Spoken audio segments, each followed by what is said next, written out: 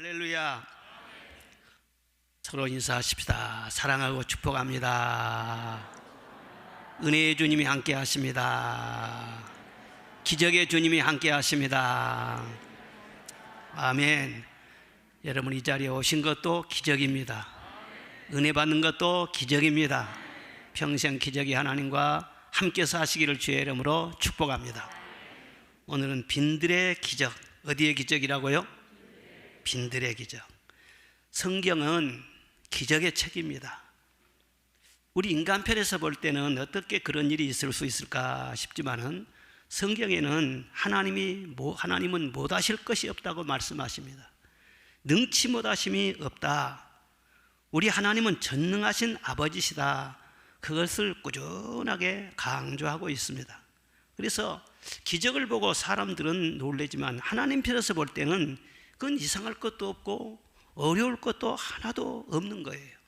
하나님은 언제 어디서나 하나님께 영광이 되고 우리에게 꼭 필요하다면은 기적을 행하시는 하나님이시라는 것, 그걸 성경은 누누이 말씀하고 있는 것입니다. 오늘 말씀의 무대는 빈들입니다. 그곳은 아무것도 없는 광야입니다. 거기에 많은 유대인들이 예수님의 말씀을 들으러 몰려왔어요. 거의 하루 종일 시간 가는 줄 모르고 아무것도 먹지도 않고 말씀을 듣는 데만 열중을 했습니다. 이제 날은 저물어가고 식사할 때가 되었는데 그 많은 사람들 어떻게 먹을 것을 해결하겠어요? 그래서 제자들이 예수님께 말씀을 합니다. 선생님, 이 무리들 해 뜨르기 전에 빨리 집으로 돌려 보내야 하지 않겠습니까? 가서 먹을 거 사 먹게 해야 되지 않겠습니까? 아주 합리적이고 타당한 그런 말이죠. 그런데 예수님은 뭐라고 하시냐면 할 것 없다. 그렇게 말씀을 하시고 한 소년이 가져온 보리떡 5개와 물고기 2마리를 들고 하늘을 향하여 하나님께 감사 기도를 들으신 후에 나눠주었어요. 그래서 장정만 해서 5,000명, 어디든지 모이는 데는 여자들이 많이 모이거든요. 어린애들이 또 얼마나 많이 왔겠어요. 옛날에는 애들도 많이 나왔는데 적어도 15,000명에서 2만 명이 됐을 것이다. 그렇게 추산을 합니다. 그 많은 무리들이 배불리 먹고도 12광주리가 남았다. 그게 오늘 본문 말씀입니다. 제자들은 예수님을 제쳐놓고 문제를 해결하려고 했습니다. 3년 동안 예수님을 따라다니면서 어려운 문제가 생길 때마다 예수님이 다 해결한 것을 봤어요. 그러니까 이번에도 예수님은 해결 못하실 것이 없다. 그렇게 나가면 됐지 않겠어요? 그런데 이번에는 예수님 돌려보내세요. 그래서 가서 먹을 거 사 먹게 하세요. 예수님 말씀을 들으려고 한 것이 아니라 자기들이 예수님을 향해서 지시를 하는 거예요. 제자들 생각이 무엇이냐 그러면은 지금까지 병도 고치고 귀신도 쫓아내고 그랬지만은 이번 문제는 성격이 다르다는 거예요. 이 먹는 문제라는 거예요. 우리도 제자들처럼 그런 실수를 하기 쉽습니다. 그때는 배고플 때였으니까 그럴 수 있겠다. 그러나 현대인들은 달라. 그리고 그때는 빈들이었기 때문에 그런 기적이 필요했을지도 몰라. 그러나 지금 우리는 사는 곳이 빈들이 아니잖아. 아파트가 숲을 이루고 고속도로 거미줄처럼 쫙 깔려있고 뭐 어디서든지 전화 한 통 하면은요 피자가 날라오고 뭐 치킨도 날라오고 배달 주문하면 즉시 오는데 무슨 이런 뭐 오병이어의 기적이 그런 원시 시대에나 필요했지 지금 무슨 이런 기적이 필요하겠느냐, 그런 생각을 할 수도 있는 것입니다. 그런데 빈들이 어디입니까? 거기는 비도 이슬도 내리지 않는 그런 곳이에요. 그래서 모든 식물들도요 빼짝 말라있고 아주 거칩니다. 짐승도 하나고요 곤충이 있기는 있어도 독충이 많습니다. 빈들이 어떤 것입니까? 정신적인 빈들도 있어요. 정신적으로 메마르고 상처가 많고 영혼이 공고하고 그것이 바로 정신적인 빈들이라고도 할 수 있는 것입니다. 정신적으로 영적으로 빼짝 메말라 버리면은 빈들의 마른 불같이 시들은 영혼이 될 수밖에 없죠. 현대인들이 참 환경은 좋은 것 같지만 점점 밝아지고 화려해지고 점점 편리해진 것 같지만 어려운 문제들이 얼마나 많이 산적되어 있습니까? 무거운 짐에 눌려있는 그런 사람들이 많지 않습니까? 선진국으로 갈수록 문명이 발달할수록요 공휴일이 많아진다고 그럽니다. 왜냐 그러면 사람이 늘 자연을 접해야 돼요. 새소리 물소리를 들으면서 자연을 가까이 해야 되는데 이 자연을 떠나서 기계 문명에 늘 접하다 보면 피곤한 거예요. 그러니까 아무리 쉬어도 피곤해요. 쉬어도 피곤하기 때문에 휴일이 자꾸 늘어가는 거예요. 정말 자연을 늘 접하면서 우리 영혼이 하나님을 늘 바라보면은 우리 영혼이 점점 힘을 얻고 피곤을 씻어지고 그렇게 되는데 하나님을 멀리 하다 보면은 영육이 늘 피곤해요. 우리나라에도 대체 휴일도 막 생기고 그러지 않습니까? 먹어도 만족감이 없고 침대는 좋지만은 잠을 자도 잠이루지 못하는 불면증 환자들이 너무너무 많고 우울증으로 고통받고 있는 사람들이 우리나라에도 300만이 넘는다고 그럽니다. 그래서 우리 주님께서는 수고하고 무거운 짐진 자들아 다 내게로 오라 그렇게 말씀하고 계시는 것입니다. 주님이 안 계신 곳은 어디나 빈들이에요. 주님을 모르는 그런 인생은 누구나 빈들 인생이에요. 인생의 문제라고 하는 것은 먹는 문제만이 아니라 파도처럼 계속해서 문제가 밀려옵니다. 하나를 해결하면 또 문제가 하나를 해결하면 또 문제가 생기고 계속 끝이 없습니다. 문제를 해결하다가 사실은요 인생이 지치는 거예요. 그 나이가 40이 넘고 50, 60 가면 갈수록 인생이 얼마나 공고하고 힘이 든지 모릅니다. 이 빈들 인생에게 길은 어디에 있습니까? 나는 곧 길이요 진리요 생명이라고 주님이 말씀하셨는데 우리 예수님 모시고 늘 기적을 경험하면서 문제를 해결하시는 주님의 하신 일을 보면서 그렇게 살아가는 것이 우리 그리스도인들의 특권인 줄로 믿습니다. 그런 모든 삶을 나 혼자 당하면서 끙끙거리라는 것이 아니라 주님과 함께 다 해결하면서 감동받고 살아고 주님께서 우리를 자녀로 삼아주셨잖아요. 근데 지금도 우리 주님은 우리와 함께 계시는데 언제나 기적을 행하실 때는 믿음으로 행하십니다. 혼자 행하신 것이 아니라 우리 믿음을 사용해서 행하시는 거예요. 그러니까 아무리 우리를 도와주고 싶어도 믿음이 없으면 아무 일도 하실 수가 없는 것입니다. 그래서 오늘 오병이어의 기적도 제자들의 믿음을 사용해서 주님이 기적을 행하신 것을 볼 수가 있어요.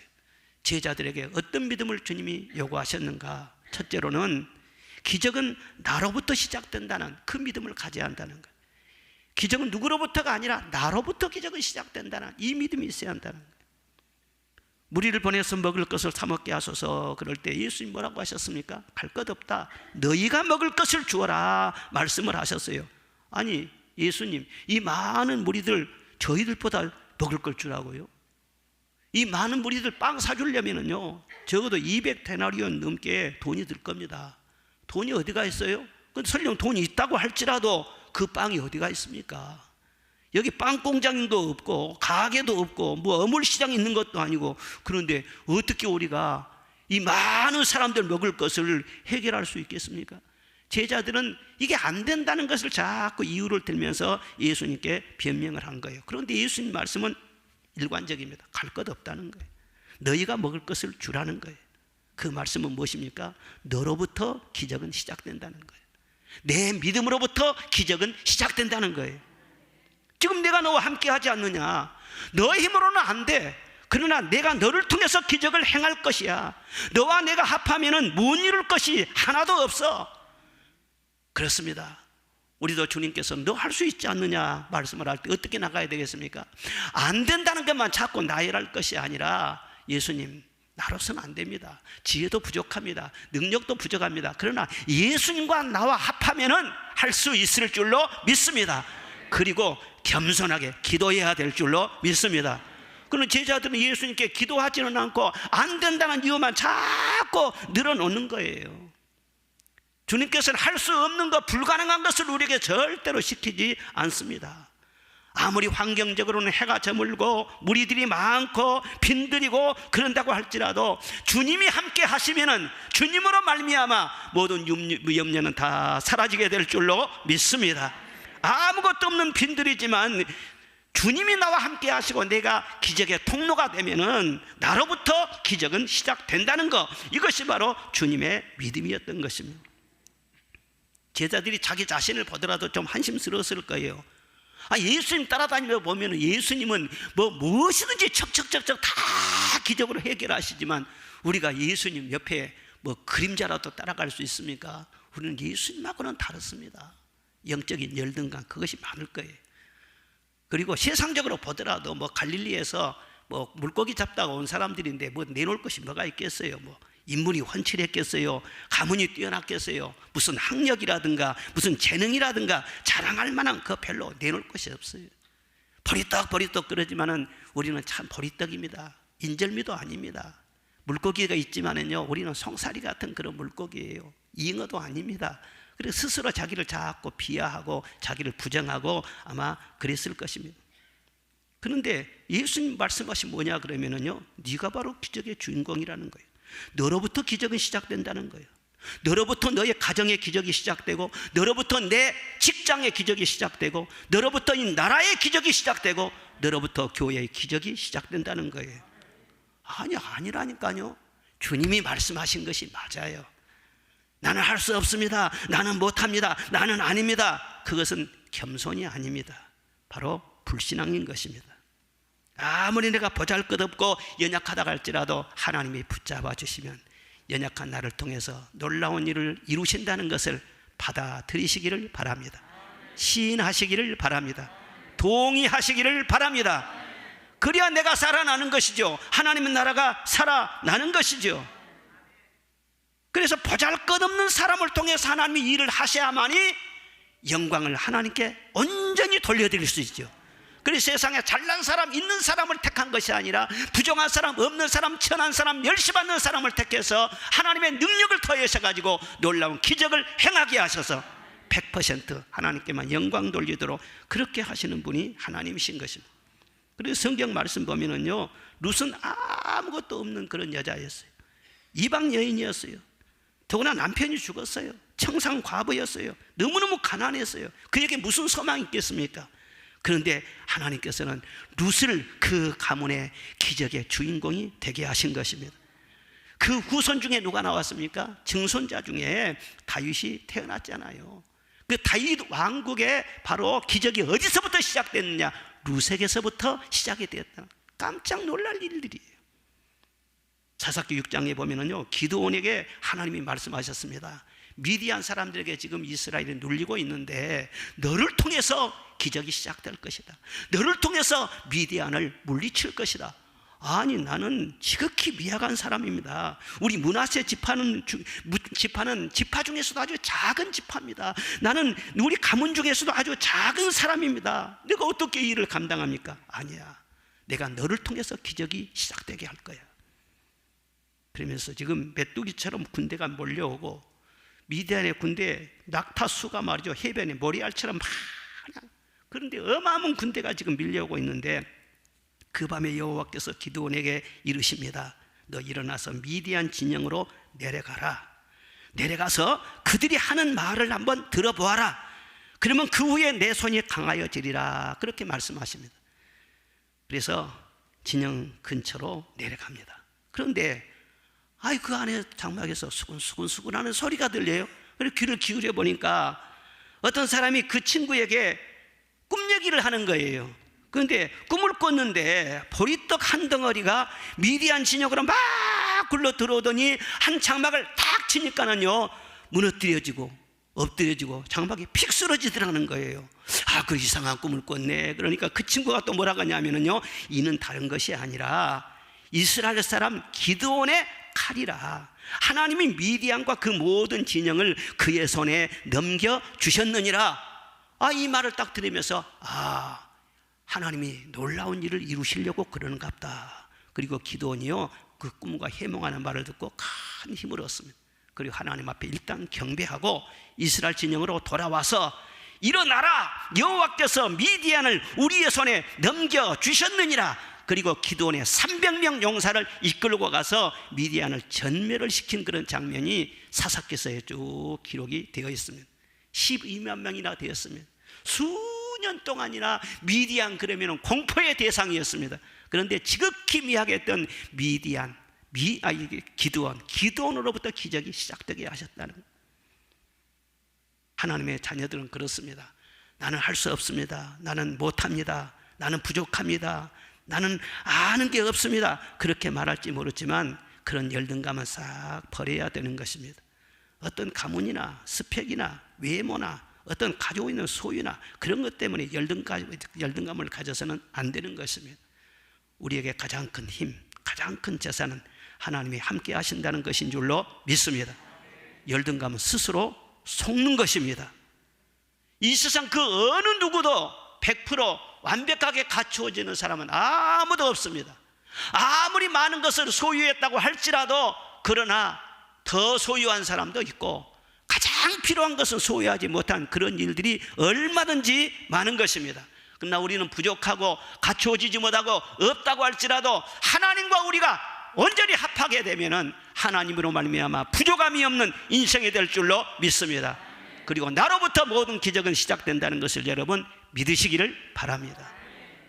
이 세상 사람들은 많은 군중 속에 살지만 많이 치장하면서 자기 자신을 돋보이게 하려고 예쁘게 꾸미고 다니지만 실제로는 나를 잃어버려요. 나 자신을 잃어버려요. 그런데 우리는 예수 그리스도를 믿음으로 말미암아 예수 그리스도 안에서 내가 얼마나 존귀한 사람이지 나를 발견한 사람들이 바로 그리스도인인 것입니다. 뇌성마비 환자로 평생을 살면서 주옥 같은 시를 많이 써낸 송명희 시인, 여러분들 많이 아실 것입니다. 그 송명희 시인이 쓴 시 중에서 나라고 하는 그런 시가 있어요.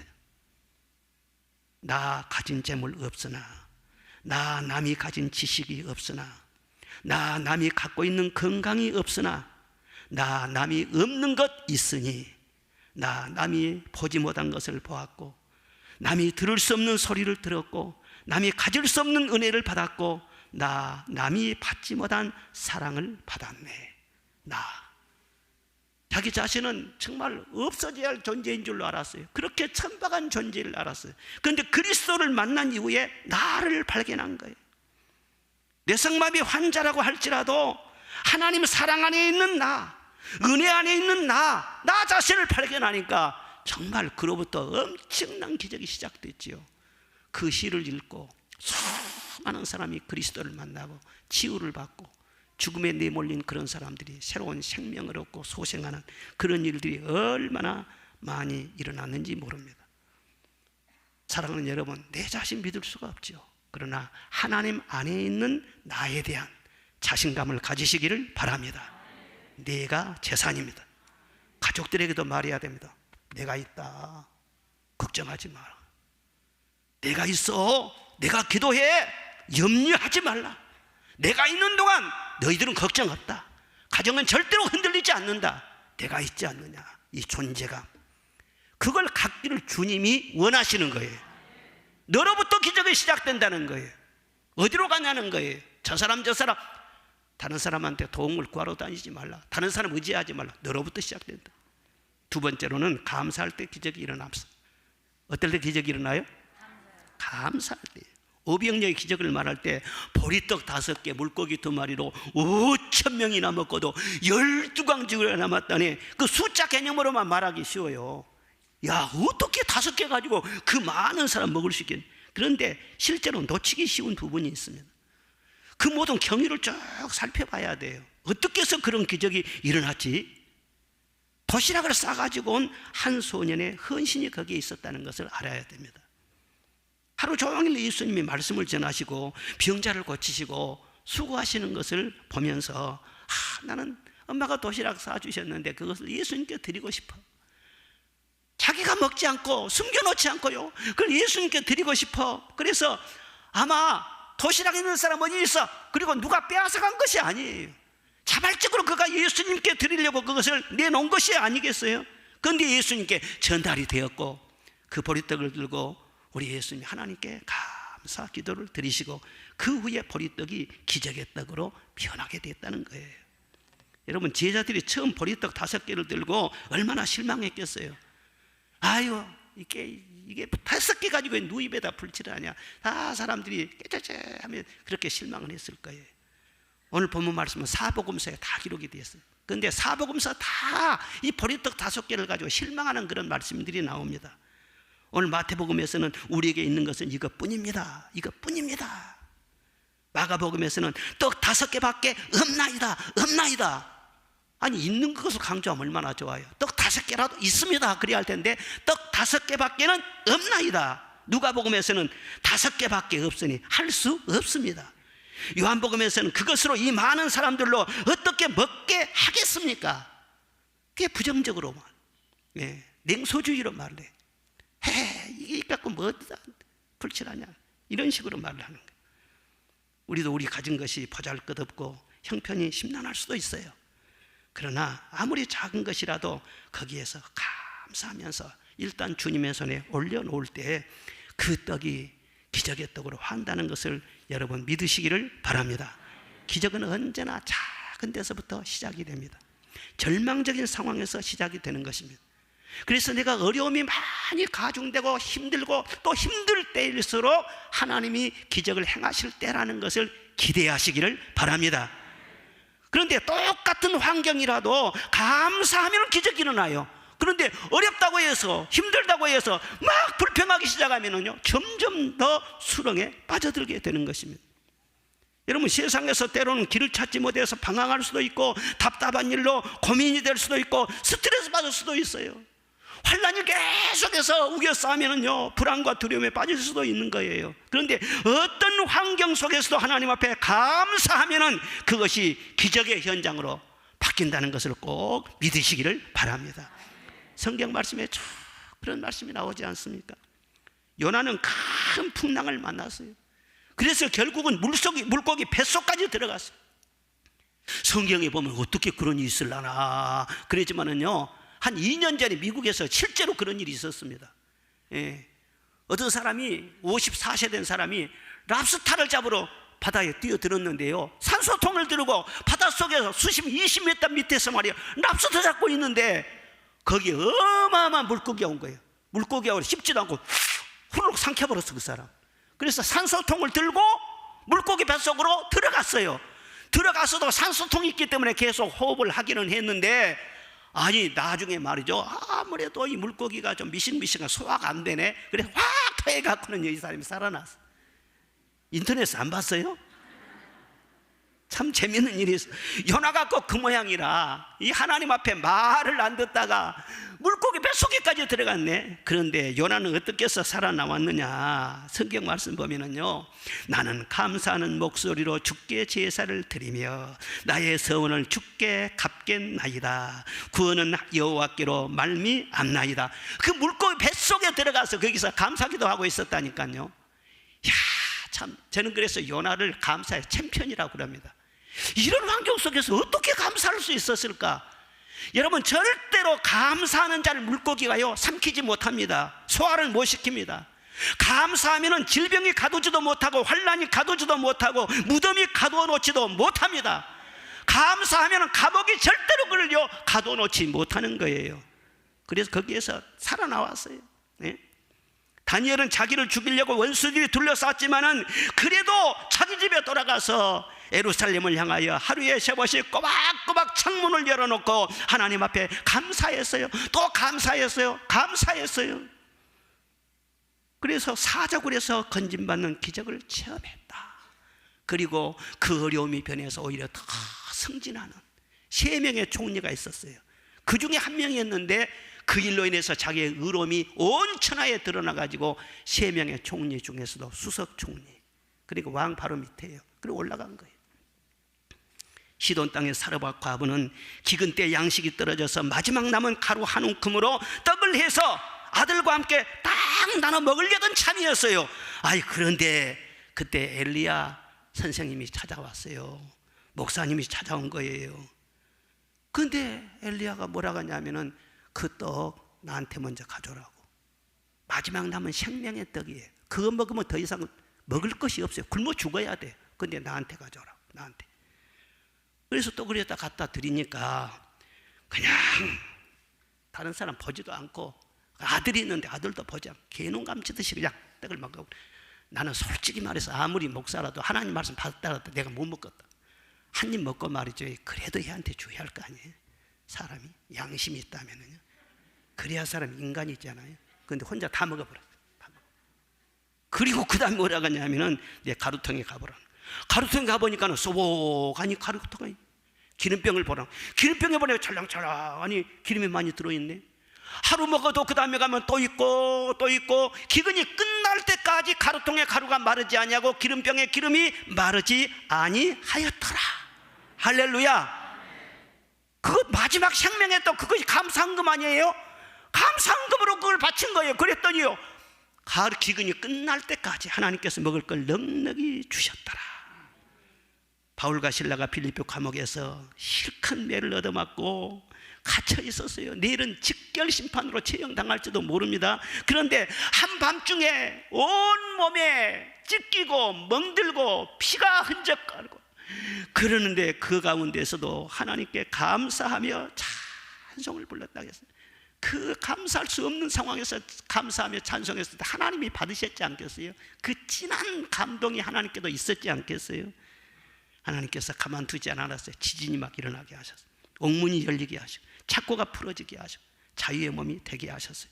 그리고 그 간수장이 와서 자기한테 부복하게 하시고 그 사람이 세례받고 예수님을 영접하게 하여 주시고, 여러분, 아무리 우리가 억울한 일을 당한다고 할지라도, 답답한 일을 당한다고 할지라도, 어떤 사슬의 묶임을 받았다고 할지라도 하나님의 자녀들은 하나님의 허락이 없이 우연하게 애매하게 그런 일 없습니다. 도저히 내가 억울하게 일을 당한 것 같아도 하나님은 허락했기 때문에 그런 일도 있습니다. 그런데 하나님을 사랑하는 자, 곧 그 뜻대로 부르심을 입은 자들에게는 모든 것이 합력하여 선을 이루느니라. 나중에 보면 그것이 엄청나게 나에게 복이 되는 거예요. 그게 바울과 실라는 그 하나님을 알아요. 그러니까 환경에 상관없이 미리 하나님께 감사했더니 그 일로 말미암아 옥문이 열리는 기적을 경험하게 되고, 빌립보 교회 중에서도 가장 바울을 많이 위로해주고 모범적인 교회, 기쁨이 충만한 그 교회가 세워지는 역사가 거기에서 일어났어요. 하루는 새들이 창조주께 불평을 했더랍니다.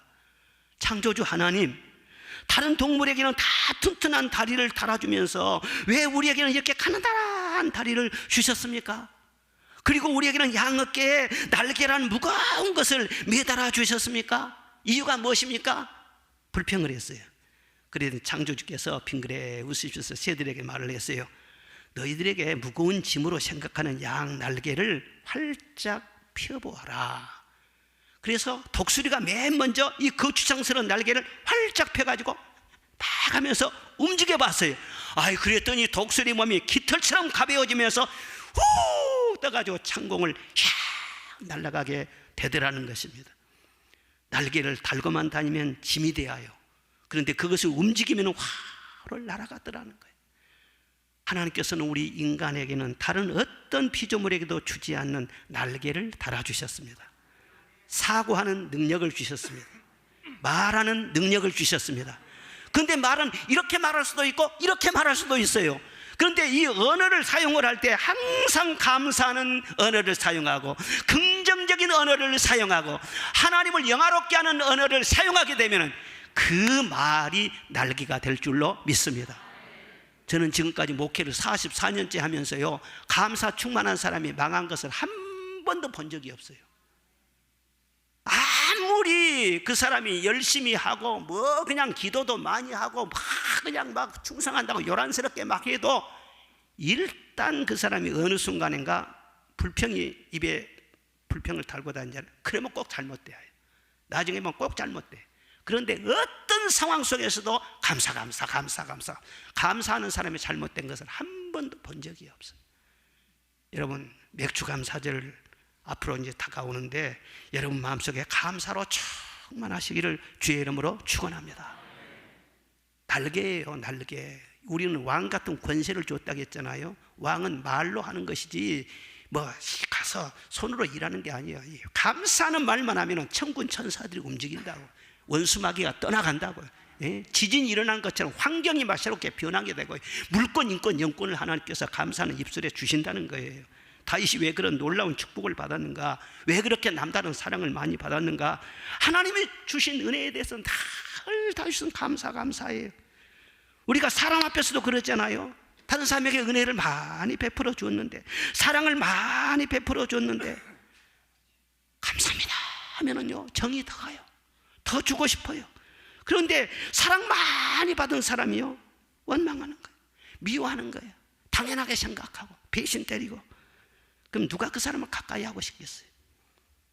그런데 하나님은요 다윗에게 늘 작은 것이나 큰 것이나 줄 때마다 언제나 보면은 감사로 반응한 것입니다. 그러면 하나님 마음이 흡족해가지고 내 종 다윗에게 무엇을 줄까?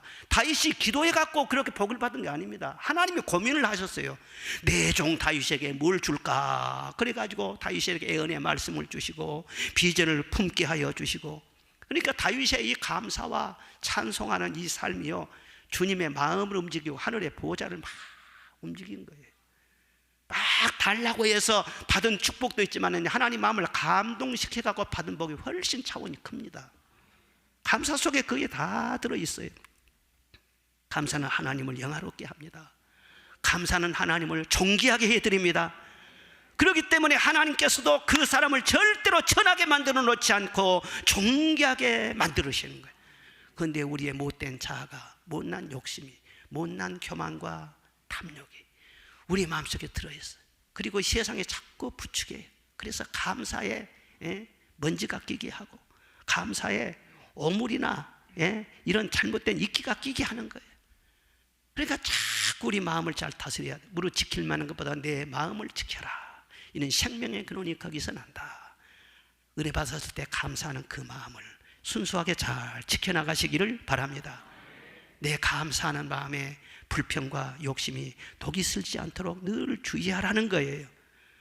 날마다 은혜 속에 살면서 때마다 일마다 넉넉한 은혜를 받아 누리면서 감사할 줄 모르면 그 다음에는 뭘 줘야 되겠어요? 은혜를 주신데도 감사할 줄 모른다면 이것은 선택이 아닙니다. 감사는요 주님의 명령입니다. 전심으로 감사해라. 넘치도록 감사해라. 여호와께 감사해라. 범사에 감사하라. 무릇 있는 자들은 받아서 더 풍족하게 될 것이고 없는 자는 그 있는 것까지 빼앗기리라 말씀을 하셨어요. 입술로 늘 긍정적인 말, 감사하는 말만 해도 하나님의 풍족한 은혜를 누르고 흔들어서 넘치도록 받게 될 줄로 믿습니다. 감사 생활 자체가 기적입니다. 감사는 천국의 바이러스를 퍼뜨리고 불평은 멸망의 바이러스를 퍼뜨린다는 것을 알아야 되는 것입니다. 여러분 감사 생활로 좋은 가정을 만들어 가시기를 바랍니다. 감사로 좋은 직장을 만들어 가시기를 바랍니다. 완전한 교회는 이 세상에 아무 데도 없습니다. 그러나 감사하면 좋은 교회 될 줄로 믿습니다. 감사로 좋은 가정도 만들어 나가고 좋은 인생을 만들어 나가야 돼요. 맥주감사절을 맞이해서 저는 생각하면 생각할수록 참 감사할 것이 많아요. 우선 내 생명 지켜주신 것도 감사하고 건강 지켜주신 것도 감사하고 주님과 나 사이에 어떤 막힘이 있어가지고 기도가 안 돼 보세요. 하루도 못 견딥니다. 제가 소락교에 있을 때 그 경험을 했어요. 하나님 앞에 하면 잘못해가지고 일주일 동안 기도가 안 돼 버려요. 근데 주여 소리도 안 나와요. 주여 소리도. 사람이요 못 살겠어요. 못 살아요. 그래서 일주일 동안 내가 금식하고 하나님 앞에 사정사정 잘못했다고 빌고 그래가지고 회복을 했죠. 날마다 아무리 환경 어렵고 세상이 변하고 한다고 할지라도 기도하면서 내 영혼이 주를 찬송하며 산다는 마음의 천국이잖아요. 높은 산이 거친 들이 초막이나 궁궐이나 내 주 예수 모신 곳이 그 어디나 하늘나라. 다 같이요. 할렐루야 찬양하세. 내 모든 죄 사함 받고 주 예수와 동행하니 그 어디나 하늘나라. 할렐루야.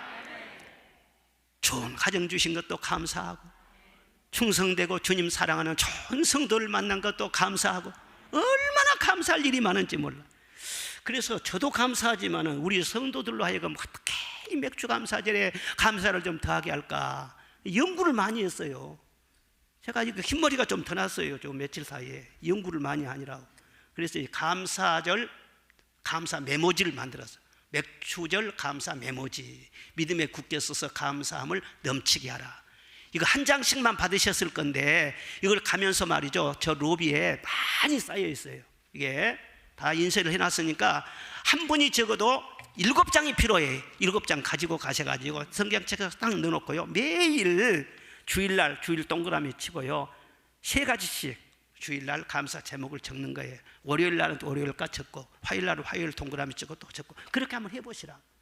그렇게 해서 나중에 감사절, 감사 헌금만 넣을 것이 아니라 이 감사절 이걸 메모를 딱 접어가지고 하나님 앞에 넣으면서 이 감사의 마음을 주님께 드리면요, 주님이 얼마나 기특하게 보시고 얼마나 은혜를 더 주시지 않겠어요? 마지막 3번째로는 나누어 줌으로 기적이 일어나더라는 거예요. 뭐에 줌으로요? 나누어 줌으로 기적이 일어나더라. 11절 보니까 앉은 자들에게 나누어 주시고 거기도 그렇게 저희의 원대로 주시더라, 그렇게 말씀이 되어 있습니다. 여러분, 주님께 일단 이 보리떡 5개가 올라왔습니다. 그런데 보리떡 5개 이걸 말이죠, 어떻게 나눠주겠어요? 그런데 일단 감사 기도를 했어요. 그런데 갑자기 팡 하고 뻥튀기로 불어난 것이 아니라 12명 제자를 오라고 해서 예수님께서 한 사람씩 한 사람씩 나누어줬어요. 5개를 어떻게 12명에게 나눠줍니까? 그런데 5개밖에 없었는데 나누어주는 과정 속에서 12명에게 다 줄 수 있도록 불어난 거예요. 그리고 그것을 받으면서 한 개씩만 받은 것이 아니라 또 불어난 거예요. 그래서 바구리 갖고 와, 바구리, 광주리 갖고 와. 그리고 광주리에다 그걸 담아야 돼. 담아가지고는 나눠주니까 불어야 되는데요, 굴지 않냐고 계속 나누면 나눌수록 막 계속해서 채워지네. 아무리 감사하고 아무리 주님께 올려드렸다 하지라도 그것을 그대로 놔두었으면 5개 그대로밖에 없어요. 나눠줄수록 막 계속해서 불어나는 거예요. 한번 그때 그 분위기를 상상해 보세요. 계속 불어나니까 막 신바람이 나지 않았겠어요? 베드로도 요한도 막 뛰어다니면서 막 그냥 웃으면서 말이죠, 탄성을 막 지르면서 이리저리 막 뛰어다니면서, 처음에는 이걸 누구에게 줄까 그랬는데 나중에는 막 넉넉하니까는요, 받아라, 보리떡이다. 그리고 막 퍼주었을 거란 말이에요. 퍼주었어. 얼마나 놀랍습니까? 이 나눌 때 기적이 계속 일어나더라. 자연의 원리도 그렇습니다. 가만 놔두면 썩어요. 시감자도 말이죠, 딱 생산을 해가지고 딱 가만 놔두면은요, 4월 달만 돼도 다 말라지고 썩어버립니다. 근데 그것을 몇 가지로 다 나누어 가지고요 딱 심어 놓지 않습니까? 그러면 거기에서 싹이 나면서요, 감자가 얼마나 탐스럽게 밑이 드는지요, 많아지는 거예요. 자연의 원리도 그런 것처럼요, 영적인 원리가 그렇습니다. 우리가 아무리 은혜를 많이 받고 복을 많이 받는다고 할지라도 가만히 가지고 있으면 썩어요. 그리고 점점 쇠퇴해지는 것입니다. 그래서 사도행전 20장에 주는 자가 받는 자보다 복이 있다 말씀했어요. 주는 것은 손해가 아니라는 거예요, 복이라는 거예요. 주라, 그리하면 너희에게 줄 것이니 곧 후이되어 누르고 흔들어 넘치도록 하여 너희에게 안겨주리라 그랬어요. 주면 그대로 오는 것이 아니라는 거예요. 후하게 되어서 누르고 흔들어 철철 넘치도록 그것도 안겨준다고 했어요. 내가 주었는데, 내가 심었는데 다른 사람이 가버리면 어때요? 그러니까 다른 사람이 안 가지고 네가 심었으니까 이것은 네가 받아라, 그리고 너는 이것은 네 몫이다, 그 사람에게 딱 가서 안겨준다는 거예요. 절대 그러니까 심고 할 때 베풀고 나눠주고 그것이 헛된 것이 없다. 하나님이 정확하게 그 사람에게 복되게 만드신다는, 이런 야담이 있습니다. 그냥 웃고 지나가세요. 조선시대 경주에 사는 김봉달이라는 사람이 있었는데 이 사람이 과거를 보러 한양으로 가던 중이었어요. 그런데 한양 거의 가까이 와가지고 저녁에 날이 저물었어요. 그래서 주막집에서 하룻밤 자고 가야 되는데 주막집에 들어가는데 날씨가 좋은 그런 날인데 어떤 거지가 말이죠, 호들호들 남루한 옷을 입고 떨고 있는 거예요. 보니까는 여자아이예요. 얼마나 불쌍해요. 그래서 들어가면서 그 애한테 너 왜 여기 있느냐 그래가지고 갈 데 없다고 그러니까는 나와 같이 들어가자. 그래서 그 애를 데리고 주막집으로 들어갔어요. 그리고 자기가 음식 먹을 때 하나 더 시켜가지고 따뜻한 음식을 먹여주고, 그리고 너희 집이 어디냐 그러니까는 집도 없다는 거예요. 부모도 없다는 거예요. 갈 데가 없다는 거예요. 그래서 방을 한 칸 이제 얻었는데 어떻게 해요? 얘하고 같이 자야지. 그래서 저 운목에다가 이렇게 자리를 하나 펴주고 자기는 아랫목에서 자고, 그리고 저녁에 잠이 안 오니까는 두 사람이 말이죠, 그 거지하고 이런 이야기 저런 이야기를 했어요. 그래서 사연을 많이 알게 됐어요. 그 눈으로는 나를 샜네. 그리고 그 다음날 다시 같이 밥을 먹고, 그리고 한양으로 올라가면서 20냥 돈을 주었어요. 그러면서 네가 어려울 때가 있을 것이다, 이걸 가지고 너 도움이 되기를 바란다. 그리고 옷도 이게 뭐냐, 옷도 새로 사 입어라, 그렇게 부탁을 하고, 그 주막집 주인에게는 이 애를 보니까 부모 형제가 없어 그러지 얘가 괜찮습니다, 이 애를 이 집에서 좀 일을 하도록 해주세요, 먹을 것이라도 좀 있게 해주세요, 부탁을 했어요. 그러니까 주막집 주인이 말이죠, 그렇게 하자고. 그래서 그 집에 취직까지 시켜줬네. 그리고 그냥 떠나갔어요. 떠나갔는데 이 김봉다리는 과거에 합전을 하긴 했는데 정치적으로 완전히 몰려가지고는요, 자 귀양 살다시피 자 한직으로 가버린 거예요. 그리고 떠나가면서 내가 반드시 다시 올 것이다, 내가 너를 찾을 것이다 그랬는데 10년 동안 서로 연락이 뚝 끊겼어요. 요즘같이 요즘처럼 휴대폰 있으면 얼마나 좋겠어요. 그런데 휴대폰 없을 때 뚝 끊겨졌어요. 그런데 이 여자 거지가 말이죠, 거기에서 이렇게 밥 먹고 손님들 왔다 갔다 하는 걸 이렇게 보면서 말이죠, 또 지혜가 있는 거예요. 그리고 어느 날 담배 장사가 와가지고는요, 한 진 가지고 와서 담배를 이렇게 팔려고 해서 잘 안 팔려지거든. 그러니까 20냥을 가지고 그 담배를 다 사버렸어요. 세상 말로 도리했다고 그래요. 싹 도리해버렸어요. 그래가지고 그냥 모른 척하고 탁 놔뒀어. 그런데 그 다음에 담배 농사 흉년이 들어가지고는요, 폭삭해 버려. 담배 값이 엄청나게 뛰었어요. 그래서 20냥 투자해갖고 그 다음에 200냥을 벌었어요. 10배나. 아니 그러니까는요, 점점 또 재미가 있거든요. 또 투자하고 돈 벌고 뭐 떡도 팔아서 하고, 그리고 옷도 막 팔아서 하고, 돈 될 만한 것은 다 별도로 이렇게 방을 하나 얻어가지고 그렇게 장사를 한 거예요. 10년 동안 그렇게 장사를 했는데 거부가 됐어요. 으리으리한 기와집을 짓고요, 거기 떵떵거리고 살아요. 전혀 거지가. 그러니까 얼마나 사람들이 와서 청혼을 하겠어요. 프로포즈를 하겠어요. 내가 사랑한다고, 행복하게 해준다고. 그래도 이 사람은 김봉다리밖에 없어요. 언젠가는 나한테 온다고 했으니까.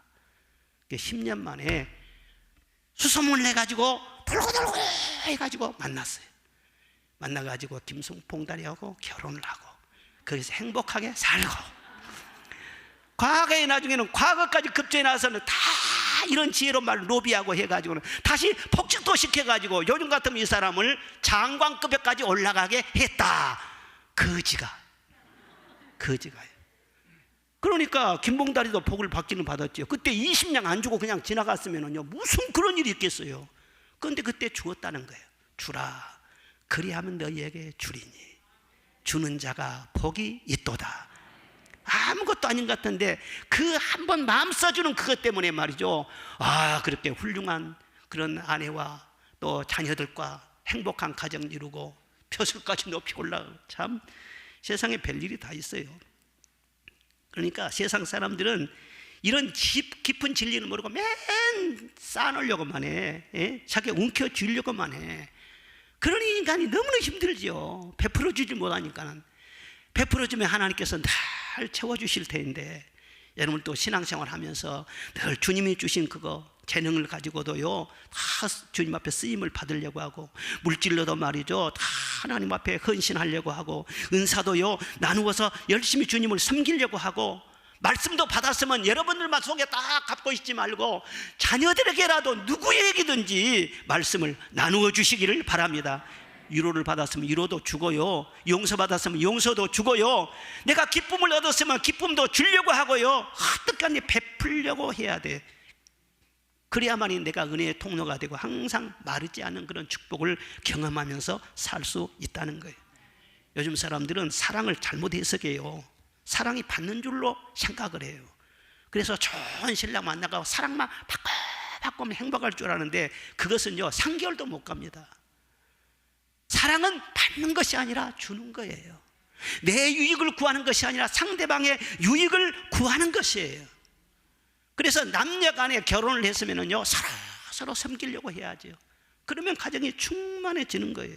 내가 대접받고 내가 사랑받고 막 그렇게 하려면 그래서 가장 힘들어지죠. 직장에서도 그래요. 사무소에서 막 내 권리만 주장하고 그럴 것이 아니라 어떻게 하면 내가 내 직장에 도움이 될까, 직장 생활 좀 잘해서 회사를 잘 되게 할까, 그런 중심으로 해봐요. 그러면 월급도 올라갈 것이고 그 직장도 잘 될 것이고. 그렇지요. 교회 생활도 마찬가지. 주님의 몸된 교회를 위해서 어떻게 내가 헌신할까, 그런 자세라면 모든 것이 은혜가 되고 모든 것이 충만해질 거란 말. 우리 주님은 주로 오셨어요. 섬기러 오셨어요.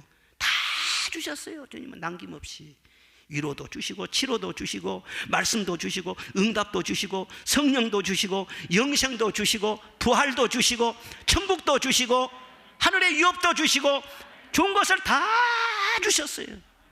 그것을 당연하게 받지 말고 우리를 또 주님처럼 늘 베풀려고 하고 늘 나누려고 하고 빈들과 같은 세상에서 그런 축복의 통로로 살아가시기를 주의 이름으로 축원합니다. 예수님은 빈들에서 가르치셨고 병자 치료하셨고 굶주린 자를 불쌍히 여기셨고 다 배불리 먹이셨어요. 빈들의 문제 예수님 혼자 다 해결했어요. 여러분, 아무리 빈들 같은 세상이고 우리가 빈들 인생 같을지라도 예수님 온전히 모시고 예수님과 화목하면서 날마다 살아가면 예수님으로 말미암아 모든 문제가 다 해결될 줄로 믿습니다. 기적은 어디에서 시작됐냐? 너로부터 시작된다. 감사로 시작된다는 거예요. 늘 줄 때 시작이 된다는 거예요.